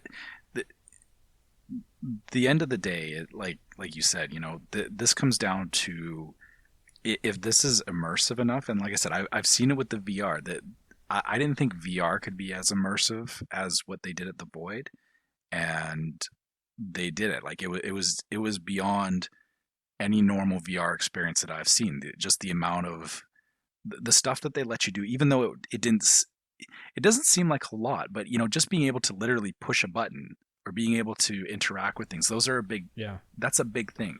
When you talk about these rides, you know, the Millennium Falcon is, you know, oh my gosh, you know, the buttons, and they're not just, you know, it's not just random, you know, clicky buttons. They actually do things, like they affect the ride.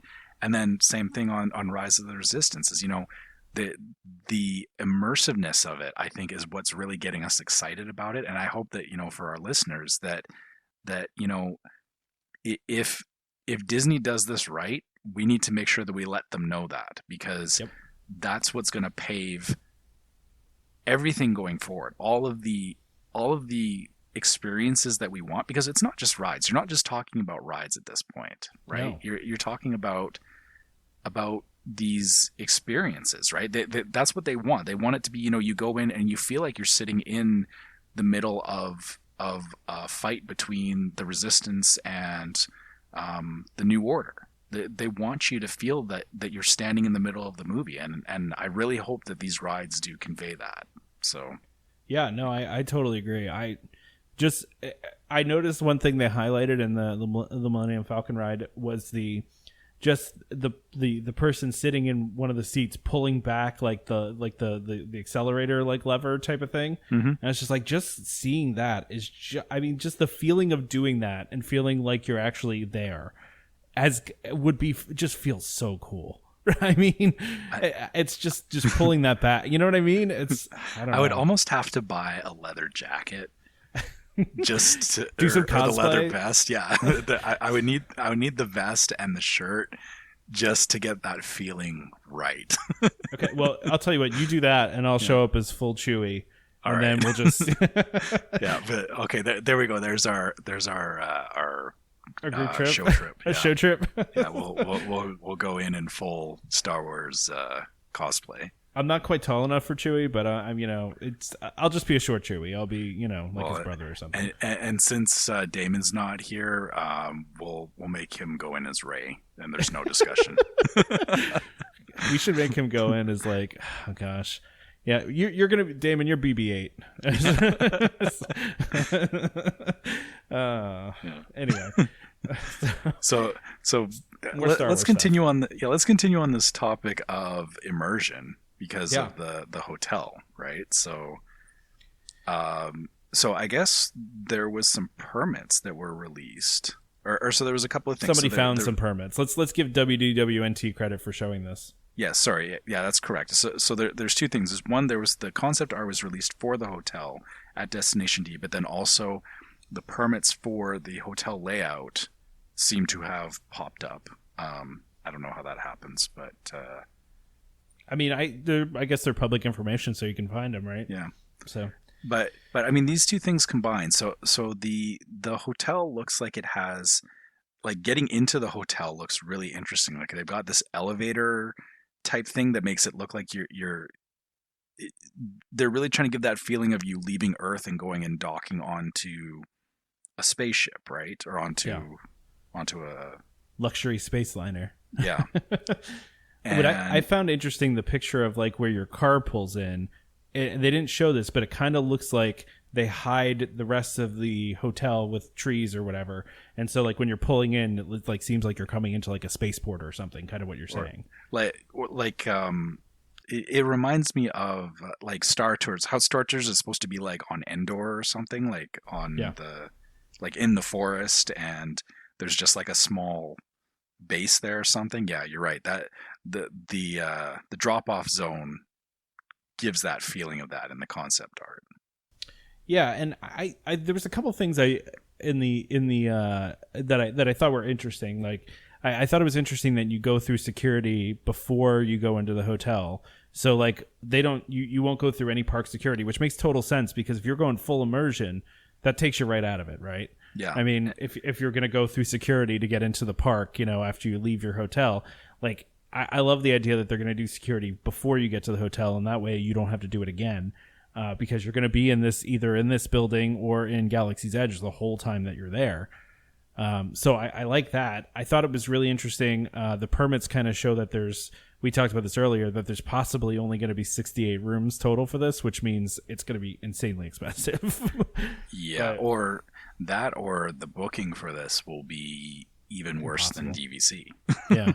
I don't even know how that's going to be. I don't even know how you compete for that. I mean, I feel like it's like the DVC tour of Soarin', where there's 15 spots and they do it once a week, and it's just like impossible to get on it. I don't even know how anyone gets a spot on it, but yeah. But I thought this looked really cool, and really interesting. It kind of answered some of the questions I had about it, kind of some of the different things.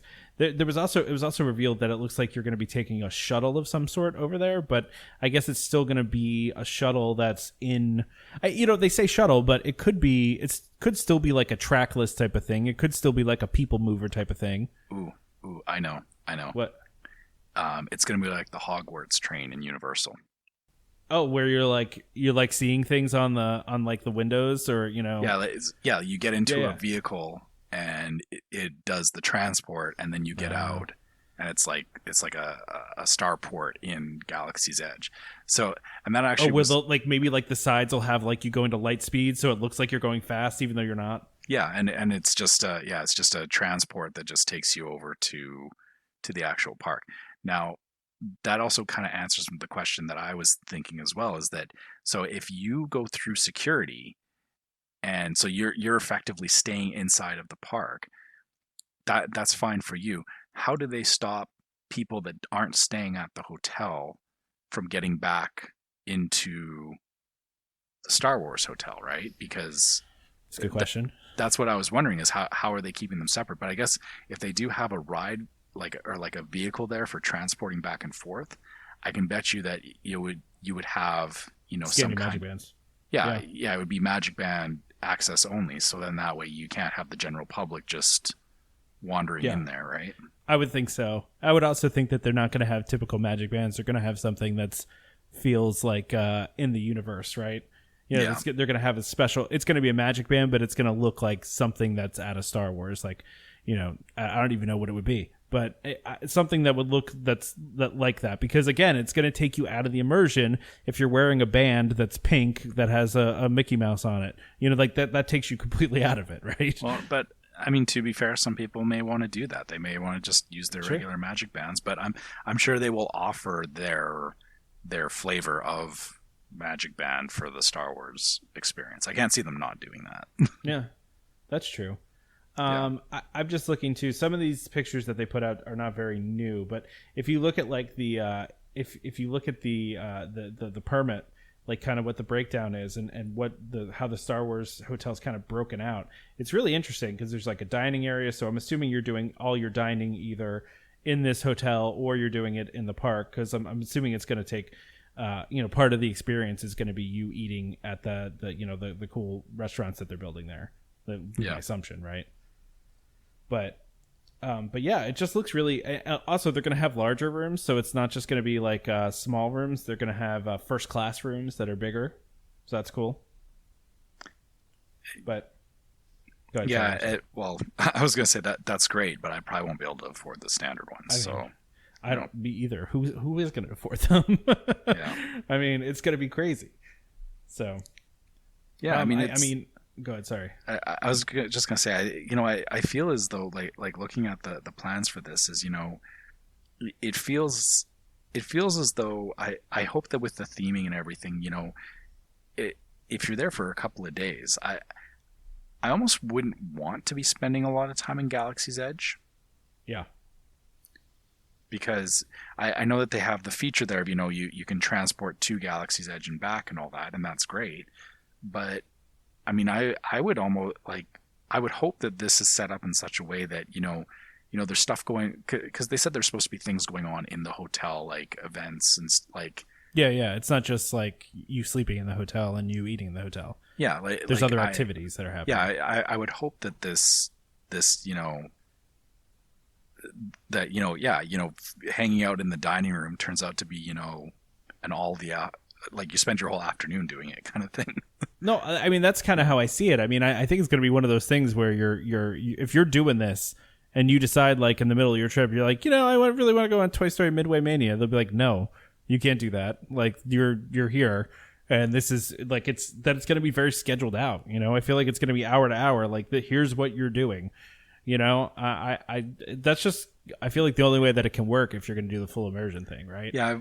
I would assume I guess either through the My Disney Experience app, or maybe they'll give you a communicator, something of some sort. My Star Wars Experience app. Yeah, they would need a way to keep engaging you on this stuff, right? Because like if you just wander around, you probably wouldn't. Most people wouldn't stumble upon these things. I feel like they would have to keep kind of paging you and saying, hey, you got a message waiting for you at the starport or whatever, right? Like See, I'm thinking of it like the guided tours, like the VIP tours. I feel like someone's going to be with you all day. Like you're going to have a guide, I don't know. Yeah. That's just what I'm thinking. I'm thinking there's going to be a guide with you at all times that's going to be taking you through all these different things that you're going to be doing. That's a lot of guides. It is a lot of guides, but if you only have 68 rooms, it's not that many guides. I guess, but it's just, I don't know. I also feel it would be kind of immersion breaking too. Well, again, depending on what it would be like, because then, every family has, this guide with them. So if you look around and you see all of these. Well, I'm thinking large groups. I'm not thinking like each family, like 4 person per guide. I'm thinking like 20 people per guide. Oh, okay. So more like you go and meet up with the larger group and then the group. Oh, yeah. Okay. That's kind of what I was thinking. Oh, I see. But, okay. I mean, I don't know. We'll have to see. I mean, who knows what this is going to shake out like, right? So. Yeah. Well, yeah, it should be fun. I can't wait to see what next fall brings because, oh my gosh, there's going to be so much stuff.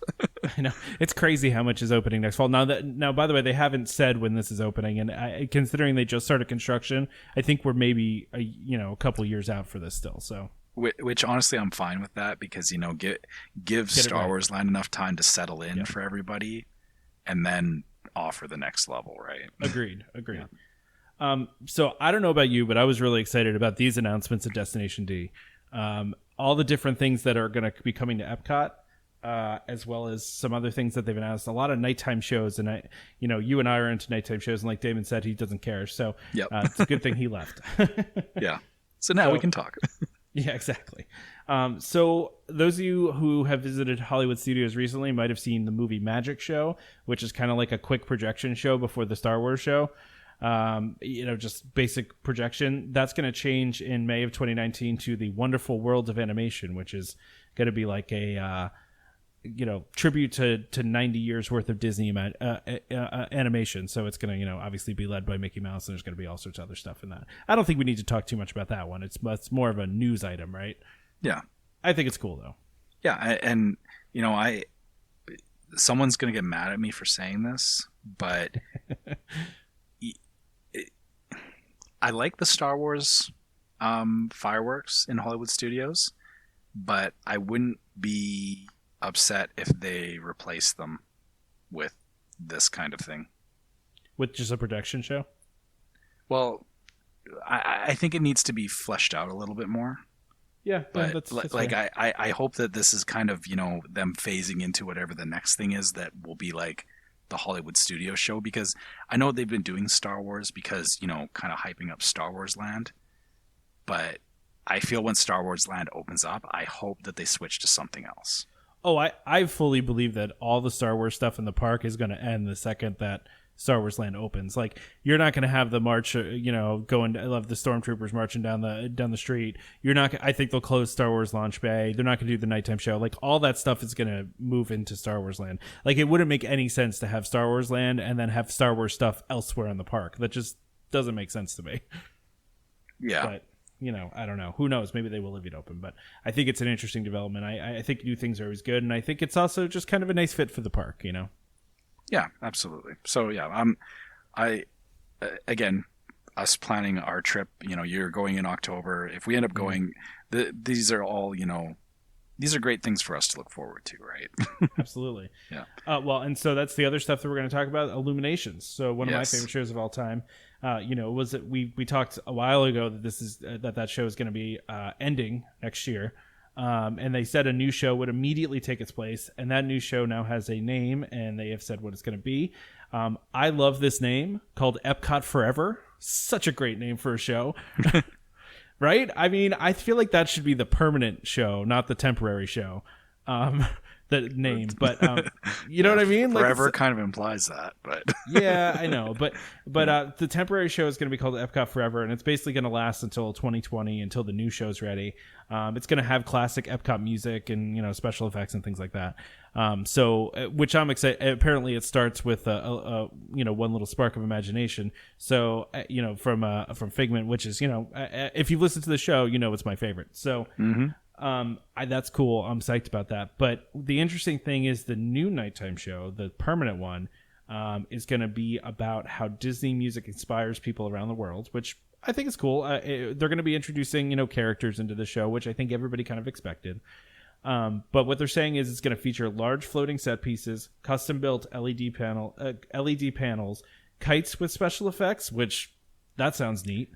Choreographed moving fountains, which was there before, lights, pyrotechnics, lasers, and it's set to debut in 2020. That sounds pretty cool, and they put out one piece of concept art that looked really neat, but I'm excited for both of these things.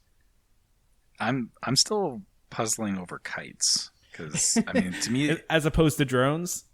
Yeah, well, that was my thought. Is it would almost make more sense to use drones, because you can control them a little better. Whereas a kite to me sounds like there's, at least in my experience with kite flying, you're at the mercy of the wind.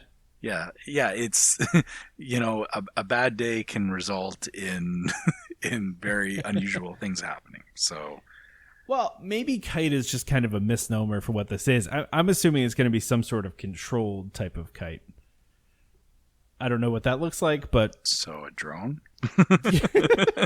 Maybe it will be a drone. I don't know. But they did say that those kites will be in the Epcot Forever show.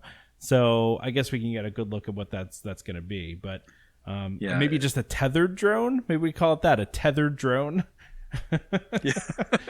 I mean, I guess that works. I guess it's still a kite. Okay, fair enough. But yeah. And I guess, because they said that... they said that Illuminations is closing fall of next year as well, right? Yeah. Yep. So, So I'm in this weird place where I want to see Illuminations one more time, like, and I hope it's still there when I go. But at the same time, I kind of also want to see Epcot Forever, considering it's only going to be there for however many months. So I'm like in this weird spot where I'm hopeful that the old show will be there, but I'm kind of hopeful the new one will be there too. So we'll see. Yeah. Well, you know, I guess you've seen Illuminations enough times, though. That's true. Like, That's true. I mean, I'm going to go see it one last time as well when we're there in January. But yeah, I mean, yeah, my take is, yeah, I really hope that my next trip is that a lot of these things are open, because I mean, kind of like how Damon says, you know, you can actually plan an entire trip around just doing all of the new experiences. Yeah. Exactly. Yeah. Well, and to that point, they also announced the name of the Ratatouille ride, which is Remy's Ratatouille Adventure, which I actually don't like. I really just kind of wish they just left it as Remy's Adventure. I feel like the Ratatouille part is unnecessary, but that's just me. But I guess how... I get it, because not everybody's seen Ratatouille, so you gotta tie it into the movie, right? Yeah, I'm just thinking of, is there any other movie based ride that doesn't have the name of the movie somewhere in the ride That's name? a good point.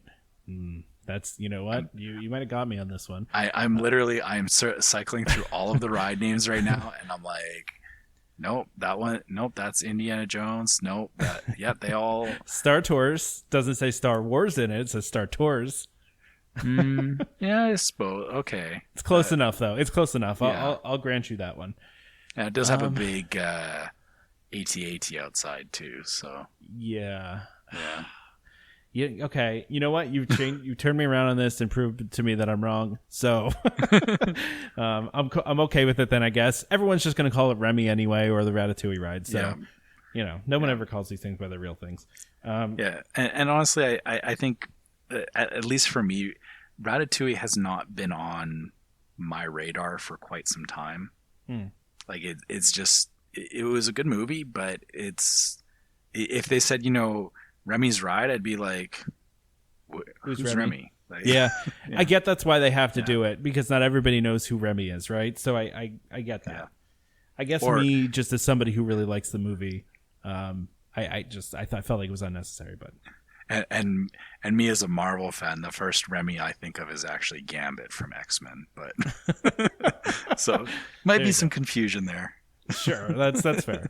I wanted to know how you feel about the O Canada film getting redone, because it as needs to be official redone. Canadian. What's that? Yeah, because you're our Canadian correspondent. Yes. But I mean, that movie is super, super old. And it is. I love Martin Short, but how many kids know who the heck Martin Short is? I know. And actually, I guess they had made some improvements to it back in 2007. But yeah, the original film has been maintained for quite a long time. And A long time. Okay, yeah. I guess I grew up with Martin Short on...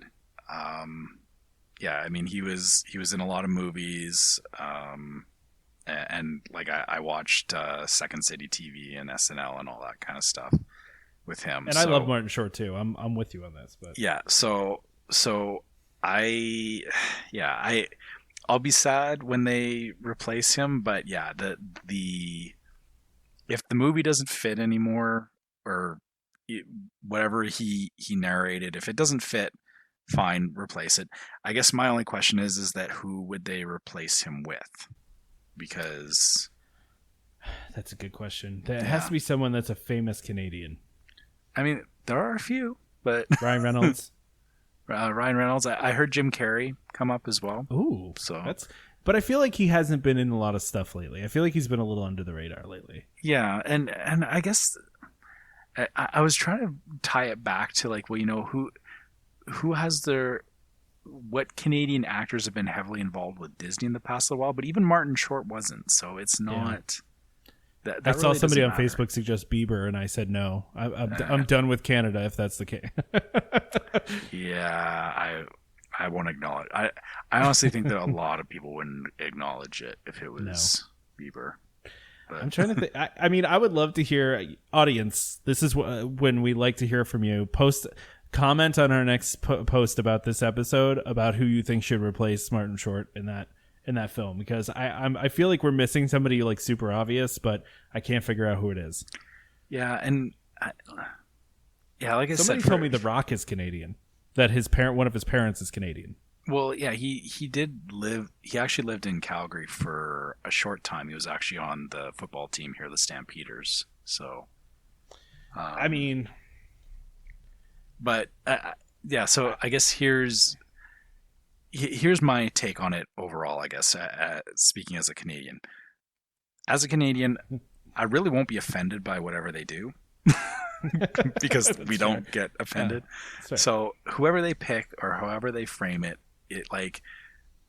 actually, honestly, they could almost. Have you ever heard of Bob and Doug McKenzie from? Oh yeah, they'd be hilarious. Yeah, for like Great White North, or well, the movie they released was called Strange Brew, but it was Dave Thomas and Rick Moranis. Unfortunately, that would never happen because I know Rick Moranis doesn't do acting anymore. But you know who would have been perfect for this if they weren't dead is John Candy. Perfect. Yes, yeah, that would have been a good one. But 100% perfect. Sorry. Again, the problem is I think in our age group we're going back to I'm going back to 80s Canadian stars. Yeah, exactly. Whereas I'm not as in tune with Canadians in the last 10 years. Besides, the obvious ones like Jim Carrey and Ryan Reynolds.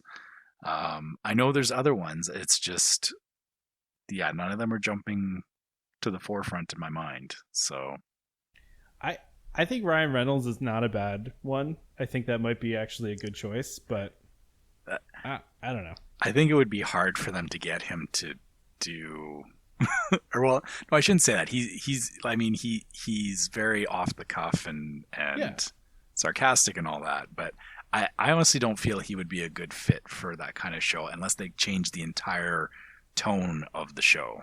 They'd have to make it serious, Ryan Reynolds. That's not Deadpool Ryan Reynolds. They'd have to be like, one of his rom-com Ryan Reynolds. But that's what I mean is that I feel for Ryan Reynolds, if he wasn't breaking the fourth wall through the movie, I wouldn't enjoy it. That's what? That's a fair point. That's a fair point. Yeah. All right. Well, let us know what you guys think. We want to hear from you about that one. But I mean, it's one of those things where it kind of needs to be done. So. Yeah. I mean, again, that's fair. And, whatever their take on it is, I'll admit, as a Canadian, I do get a laugh out of going into the Canadian Pavilion because it does represent small slices of Canada, but it doesn't represent Canadian life. Because it represents what we think Canadians do, right? Yeah. Because when I remember walking in the gift shop and I'm like, oh, there's maple syrup here, and I'm like, that just feels like you buy that at the airport on your way home for people because it is funny that way. But I mean, that's how I feel kind of all the countries are at Epcot, right? I mean, it's kind of like what we feel like that country is, even though it isn't necessarily that. I mean, because even the American Pavilion is so ridiculous. So yeah, like I said, it gives very little glimpses of it. Yeah, but I will say this is they I think everything there was Roots apparel, which is a brand name from here in Canada, and I mean there is a Roots store at the mall, but it's not people are walking around wearing that stuff all the time. You may buy a toque from there, or a beanie, I guess you guys call them.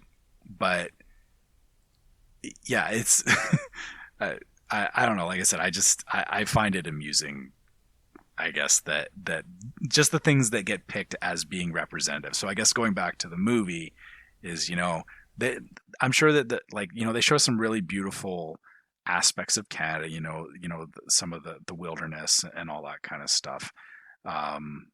So I'm sure whatever they do will be fine, and it really just comes down to who they choose to narrate it.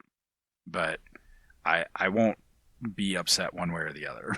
Well, they usually do those things too, like the movies within, like in association with like the tourism board or whatever of that country, you know. So I feel like they usually have some input on those to show all the places they want to show, right?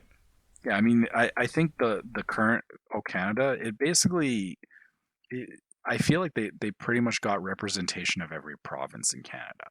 So that's cool. Yeah, so I mean, it doesn't, like I said, it's not offensive or inaccurate or anything. It's just, I guess, like I said, from our point of view, it's kind of like, you know, whatever you do, that's cool. Makes sense. Yeah.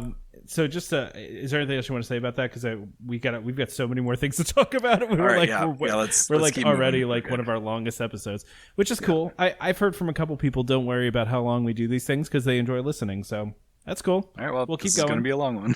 Yeah, it is going to be a long one for sure.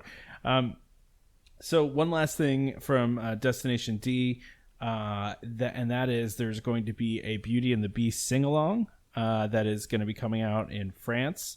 It's going to be in the same location as the French film that you can go and see, similar to the O Canada film. But it's going to play at different times. So they're not getting rid of the French film. They're just going to play it at a different time. I know for my wife, she is very excited about this because she very much enjoys a good sing-along. And Beauty and the Beast is her favorite movie. So I think she's going to really, really enjoy having a Beauty and the Beast sing-along, especially since she knows all the words to it. So I think that'll be cool. And I think it'd be a nice little addition there. You know, just a little extra thing to throw in Epcot. Yeah, I mean, absolutely. This is what we've been saying for a while, is that Epcot has been so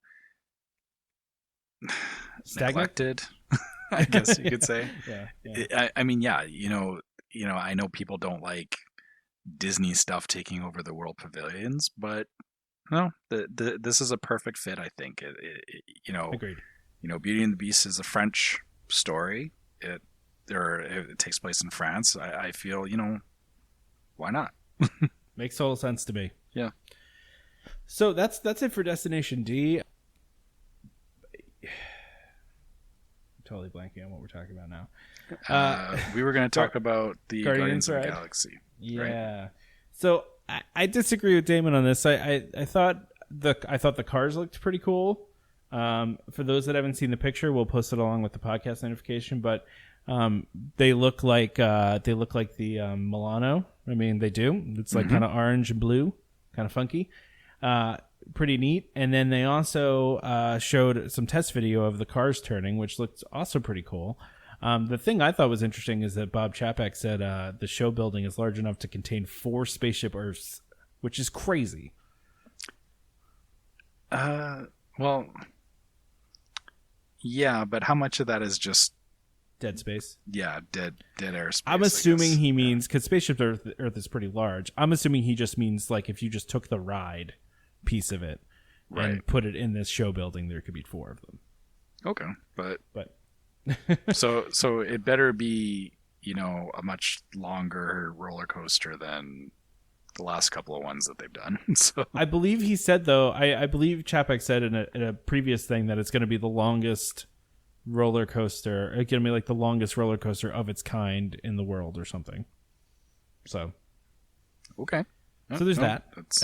That's good. I mean, that justifies the large building that everyone seems to not be happy with. But yeah, for how large it is and how not conspicuous at all it is. Well, okay, but I don't know. I think we'll have to see when it's done how we'll see what it looks like. Conspicuous it is otherwise. I mean, you know, I guess my thing is, you know, people complain about sight lines and all that kind of stuff. Is like, you have a large sphere sticking up out of the ground that you can see from pretty much everywhere, which is one of your rides. That's the other thing, though, too, is like you can see the show building for Soarin' like really easily from the whole park. And no one says a word about that because they don't know what it is and don't care. Because it's part of the land. Exactly. The land is, you know, it's a build like, yeah, I mean, the land was there before, and it was like, oh, you know, it's a building. And yeah, I think it's, you know, people want it to, I don't know what people want, honestly, with that. It's like I don't know either. yeah. I mean, they want it to look cool, I guess, but then people would complain and be like, "Oh, it's ruining Epcot. It doesn't look like everything else. It looks too futuristic. It's sticking out like a sore thumb." You know, that's what you would get. It should look futuristic, though. I'm hoping that at the end of the day, I'm expecting it'll look like something on Xandar, which is the one planet that they go to in Guardians of the Galaxy. I mean, that's what I'm assuming too. Yeah, that's what I'm hoping. So, it'll look like a building from Xandar, which, those buildings didn't like they looked futuristic, but they were still buildings. So exactly. And I mean, you've got Mission Space next to it, you've got Test Track next to it, you've got or you'll have the new spaceship themed restaurant in there as well. Like I don't think space section. Yeah, it'll all be themed appropriately for what it is, I think. Exactly. No, I totally agree with that. So the other thing he said was this is going to be, quote, a storytelling coaster, and each car will be programmed to point riders in the direction of elements throughout the course of the ride. I think we kind of knew this. It's been talked about a lot, but I just kind of think of it as, kind of how the Doom buggies work in the Haunted Mansion, where they point you to what they want you to see, and just in this case, it'll be a roller coaster instead of a slow moving Omnimover ride. It'll be fast, so pay attention. Exactly. Yeah. Although if it's going to be that long of a track, there's probably going to be points where you just stop. Right, and I mean it's probably going to be points where you either stop or go very slowly, I would think. But I don't know. Well, roller coasters typically there is break points. So and the reasons for that is they want to control the ride moving through certain elements, but also to make sure that the trains are like that they can run multiple trains along a track. They have to have those break points so that the trains can clear them all and not run into each other. So, I mean, I guess that makes sense. Maybe it'll be easy, you brake and then, the car can, it'll do a 360 kind of in line with something that's going on in like, the Milan is flying around you or something like that. I don't know. Yeah, I would assume that that's the case. I'm interested to see what kind of animatronics that they put in this thing too. I don't know. It should be interesting to see how this goes. Well, I mean, Rocket and Groot. That's all I want. That's all you need. That's all you need, right? I know they did Rocket on the Mission Breakout in California, which looked incredibly cool, by the way. Yes, so I'm expecting that. I better see Rocket. I better see Groot. Beyond that, I mean, Gamora and Drax and Star-Lord. Yeah, they should be there. They're cool, but I think, everyone wants to see Rocket and Groot. Agreed. Yeah. So I thought that was some cool news. Nothing too shocking, but it was neat to see what the design's going to look like and that kind of thing. So yeah, for sure. And again, I don't agree with Damon that I know he wants it to be like a Six Flags type roller coaster. Yeah. I don't think that's necessary myself. But, no, I think this is, again, to me, it's like the evolution of the dark ride. That's what to me, it's almost like it's a hybrid dark ride roller coaster. I think it's cool. Yeah. So the last thing we had on here was something Damon kind of brought up before about the retractable lightsaber. I am much more positive about this than he is because like you said, I think this is something they're going to use for shows, but I could also see them selling this too. It would just be really expensive. But the idea is, the ones that are out there now are like those plastic ones that you kind of like flip out and it comes out and it just looks, not that it looks really fake, because how would you make a real looking lightsaber? But the idea behind this is something always the rod there though. Like yeah, exactly. So this is basically has they filed a patent for a sword device with a retractable internally illuminated blade. So otherwise known as a lightsaber. And basically what this does is and this is from WDWNT. They note that it works like a motorized tape measure. So basically, you press a button, and these tapes will extend the total length, of what the lightsaber will be. It'll have LEDs on the inside. So I'm thinking they use this for shows or for the hotel or maybe even to sell. But and have it be like a more realistic looking lightsaber. I think that's what they're going for here, right? So I will just disagree with you on the selling point. Okay. And purely because of the fact that I can see the very first time some kid picks up one of these lightsabers and he pushes the button and either extends out and stabs him in the eye, or stabs his brother in the eye, or stabs his dad in the eye. Yeah, no, I thought about that. Trust me. Yeah, I think that would just be the deal breaker right there for why they wouldn't sell this thing, because it's just. I mean, it feels I know pretty dangerous. Yeah, I know you can get Walmart sells the other versions of the lightsabers where it's like the collapsible blade, collapsible plastic. Yeah, cones. You swing it, it extends out, right? But the difference with that is, you have to do a motion. This is like, you push a button and it's like a finger coming out to like jab someone in the face. So yeah. Well, and if you watch the movies, I think if they're going for super realistic, it would come out of there fairly fast. Yeah. Not super fast, but fairly fast. Yeah, but no, I can definitely see it for like the stage shows, like because I know they have the the stage show in Hollywood Studios where they get the characters get up on stage. Right now, the weapons that they use are the lightsabers. Again, it's that plastic tube thing with where it lights up, and I mean that's okay, but yeah, I think it would just be that next level if Darth Maul gets out there and the sword actually like extends out properly. It would be like, whoa. Yeah, that would make it feel really real. Yeah. I think it'd be really cool. Yeah. But I mean, I don't know. We'll have to see what happens with that too. I just thought it was interesting to bring in because it was another patent that they put out there, and I think anytime they do a patent with any of these types of things, it kind of fascinates me, and I'm interested in what they're doing. So. Yeah, and I think just being aware of these things is good because, at least for me, is I know that they're progressing on these things. They're not just going, oh yeah, we made a lightsaber, we're good, right? It's. Can you imagine like one of those cheapy like ones that they sell now? Like if one of the actors on stage pulled out one of those out, like just quickly like did that hand motion to make the lightsaber come out. And had those cheap sounds to it, like that would look so terrible. That would be the worst. Yeah, exactly. If he's just doing the sound with his mouth. What kind of show is this? I thought this was Disney. But yeah, so I mean, if it's only used for the stage, cool. If it's also used to be sold, I mean, I could also see people suing the heck out of Disney for it too. So yeah. But we don't have any rumors today. That's all we had for today was the Destination D stuff and lots and lots of news. I think a lot of cool stuff going on. So I'm excited about all of it. But why don't we go ahead and wrap up unless there's anything else you wanted to talk about?